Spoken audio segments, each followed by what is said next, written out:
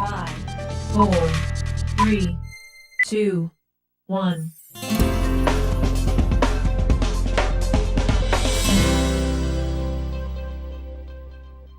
Hello, my name is Doug Wilson and I'm the president of the Community Foundation, and you have tuned into the Community Foundation Spotlight here on PAC 14. And with me today is Jessica Mimms, Yes. who is the, let me get this right, Eastern Shore Director of Big Brothers and Big Sisters. Welcome, Jessica, to the show. Thank you. So why don't we just start off and tell us a little bit about Jessica and where you came from and how you got involved with Big Brothers and Big Sisters and anything else you think our viewers might like to know about you. Okay, great. Well, I actually started off with Big Brothers Big Sisters in our office in Baltimore, which is our main office, and I started off as a program coordinator, and I also moved to our school programs. So I thought of the Eastern Shore. My parents live over here, and I said I would love to bring this program to the Eastern Shore. It would benefit the youth over there. And little did I know there was a small struggling office. So within the next few months, I actually transitioned over here and have been here ever since. And grown it big time. Yes, indeed. Well, what exactly is Big Brothers and Big Sisters? Well, Big Brothers Big Sisters is simply a mentoring organization, and we also have a lot of other youth service programs. Okay. And our mission is to help children reach their full potential through a wide range of professionally supported mentoring relationships and programs with quality standards and measurable impacts. Tell me about some of the programs that you offer through Yes, Big Brothers and Big certainly. Sisters. Well, our most traditional program is our community one-to-one mentoring relationship. So that's basically where we match individuals in the community that want to volunteer to make a difference in a child's life, one-to-one on their own schedule. Lovely. So in this program, we match based on interests, and mentors can meet with their little on their own schedule, go to the park, help them study, go to the mall, just do things that they'd like to do. And oftentimes the organization receives tickets from different events, and we extend those on to our matches so they have the opportunity to take advantage of different activities. Right. I know that Heather Towers, Yes. in the foundation office staff, she's our program coordinator. I think she has a little Yes, she does. whom she absolutely adores, and, Yes. and she talks to us all the time about what she does with that. So it's a Yeah. great program and an opportunity. Well, yes. Well, we want to meet the needs of all the children in the community as well as our volunteers. So we offer a school-based mentoring program where mentors can meet the children one-on-one in a school setting. And this is ideal for mentors that may have a family at home and may not want to take away from their own family on nights and weekends. So oftentimes employers will allow their staff to leave maybe for an hour a week. So that would be ideal for someone in that situation. We also have our workplace mentoring program where we bus high schoolers once a month from the high school to a professional place of employment nearby. And they work one-on-one with a mentor and get to experience what the real work life is all about. Right.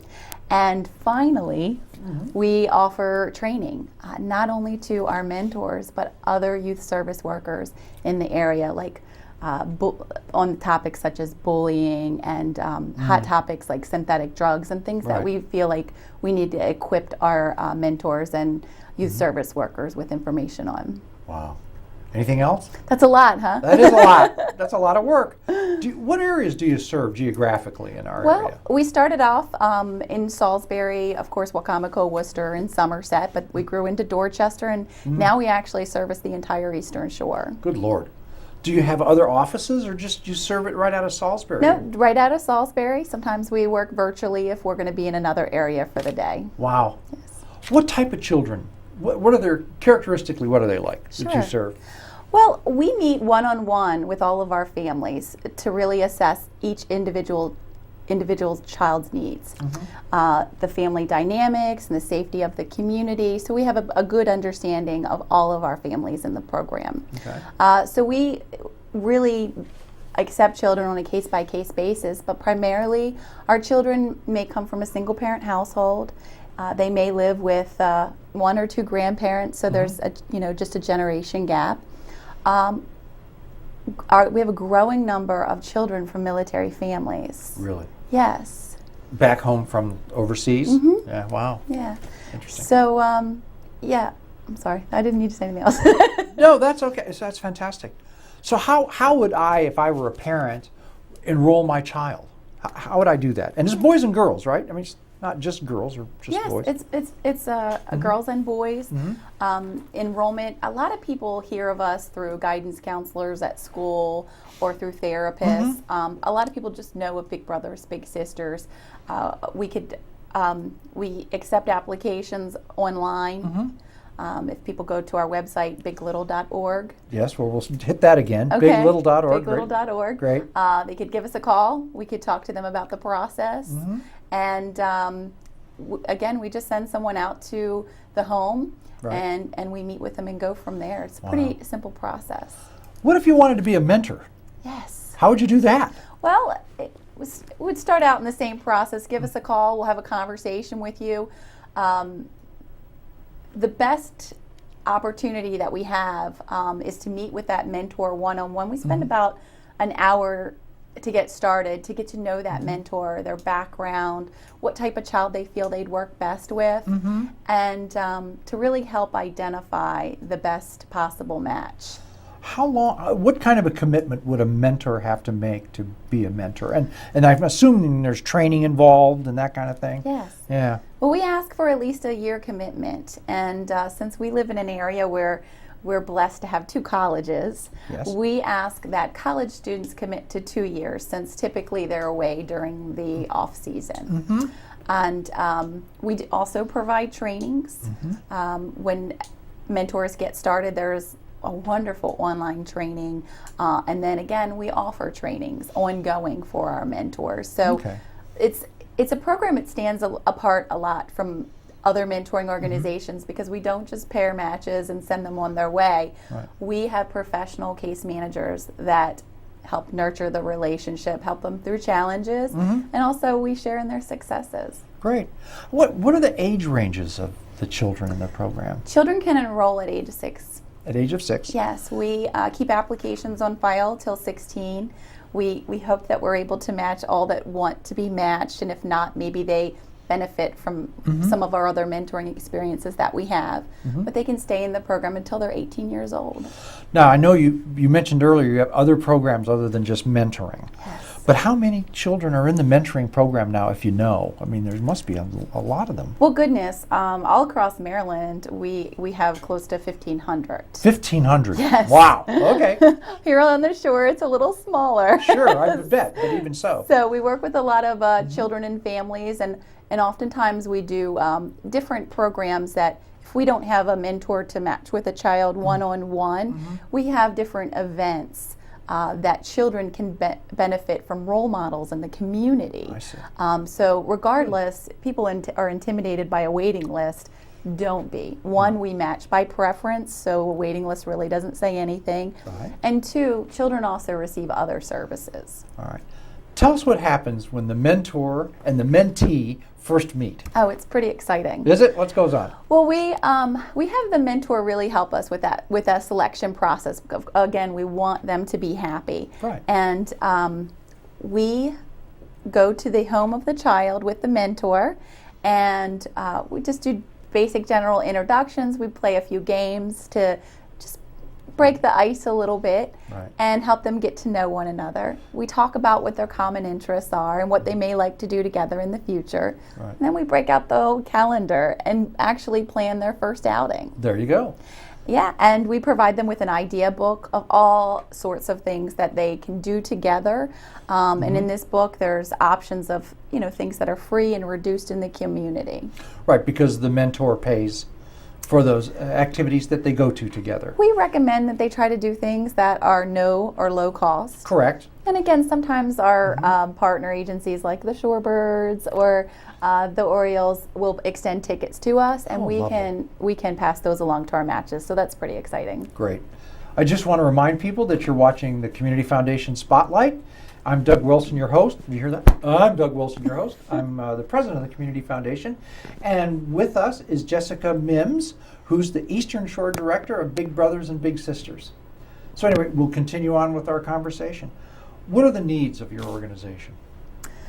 Well, of course, we are always in need of male mentors. About 60% of our waiting list are African American boys. Okay. And oftentimes they want someone of their same race Right. and their same sex to be their mentor. Right. So that is a big need right now. We always need mentors in general. And we just need people that, if they're interested in getting involved in any way at all, we have opportunities. We have different activities. We have our back to school bash coming up. Right. And sometimes we just need people to do face painting or help us man the moon bounce. Simple things like that. So we have a volunteer committee. They don't necessarily commit to any, one-to-one match, but Right. they just volunteer their time. How are you funded? How do you exist? How do you survive on a regular Yes. basis? Well, in the recent economy, it's gotten a little better. Okay. We are a United Way agency, and then Okay. we also receive funding from wonderful foundations such as the Community Foundation. Right. Put a little plug there. We receive private funding and federal funding, and then of course we rely on the generosity of the communities that we serve. So we'll have different special events like Bowl for Kids' Sake or Golf for Kids' Sake. We have golf tournaments twice a year. Lovely. Once a year in December, the first Saturday, believe it or not, we do Santa's Open In December. in December. But it's a great time. And Has all the weather worked out for you? it has. Oh, We well, that's a good thing. I don't recall a year that we've been displaced, but all the golfers bring a gift for a child in the program, Great. and they pay a small fee, and we turn around and give it to the kids at our holiday party. Lovely. So it's wonderful. We do another golf tournament in July every year, and then every spring we do Bowl for Kids' Sake. So that works a little like a walkathon. Is that your big fundraiser? The Well, bowl? believe No? it or not, golf is huge. Oh, I know golf. Golf is is huge, so Yes. we'd love to bring bowling back. It just seems like we need to. Variety is the spice of fundraising. Yeah. Right. Yes, exactly. Well, that's wonderful. And I know, speaking about getting money or funding your organization, just yesterday in the afternoon, Yes. you were at the Community Foundation for the Women's Fund meeting. What happened? Yes, well, we are fortunate enough to receive funds for our second Sister Power. And this is one of the programs that we spoke briefly about, which is a mentoring experience for the children in our program that are both matched and on the waiting list, our young girls. It's for our Sister Power. And Sister Power is basically a empowerment event for our young girls.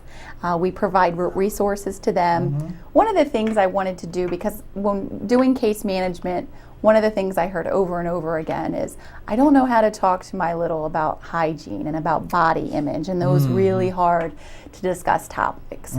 So I really wanted to provide an outlet, an opportunity for our mentors and our mentees and even the children on our waiting list and maybe their mother Right. to hear from professionals and successful women on Right. these topics. So Great. Sister Power is something we started last year with the help of the Community Foundation, and the girls love it. So we're Good. really excited to put on another Sister Power event. Oh, we were very, very pleased to award you the money to be able to do that from our Women's Fund. And that's basically a new group, Yes. our Women's Fund. But they're a group of about 130 or so, 50, maybe 150 women who have gotten together to improve the lives of women and girls in the Tri-County area. And we're very happy that you were able to receive some of their awards, which is terrific. Talk about great role models. Great role models. That's exactly right. That's terrific. How else can people become involved with Big Brothers and Big Sisters? Is there any other way other than, can they volunteer somehow at events or? Oh, most certainly. Yeah. We had some wonderful events come out to our last golf tournament. If you like golf and you just want to help out, Yeah. we always need help at special events. We're always looking for people to be on different committees to plan our events. Right.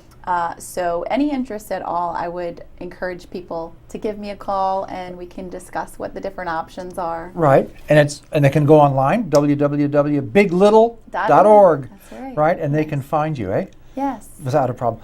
I'm going to ask you a really naive question. Okay. And you may not know the answer to this, which is just fine. Is Big Brothers and Big Sisters an international organization, or is it just an American? Well, it's actually a national organization. I Okay. actually just went to our national conference, which was very exciting. Good, I bet so. Where was that? Someplace fun, I It hope. was actually in Denver. Oh, that's a fun place. Yes, and I Yeah, got to love meet Denver. our new president. So Good. everybody's very.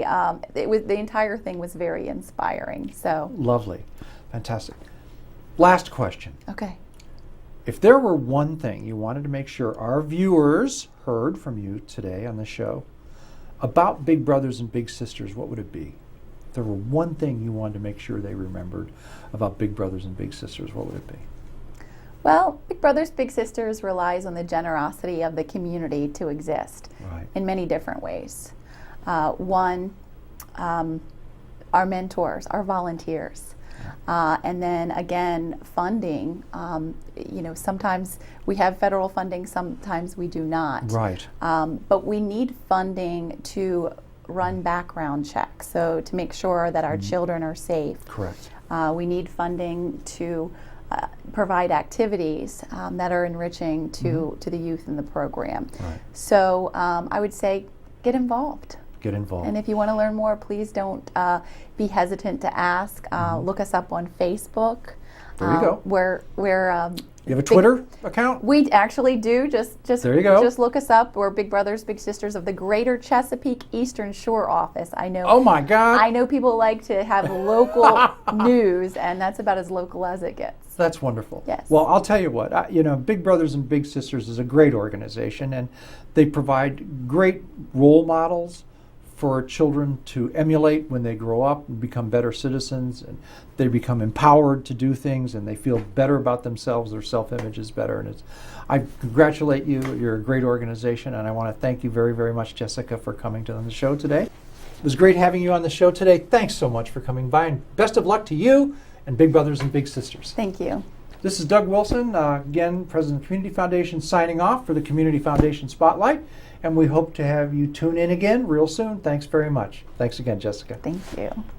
And we want to thank you for watching. Tune in again.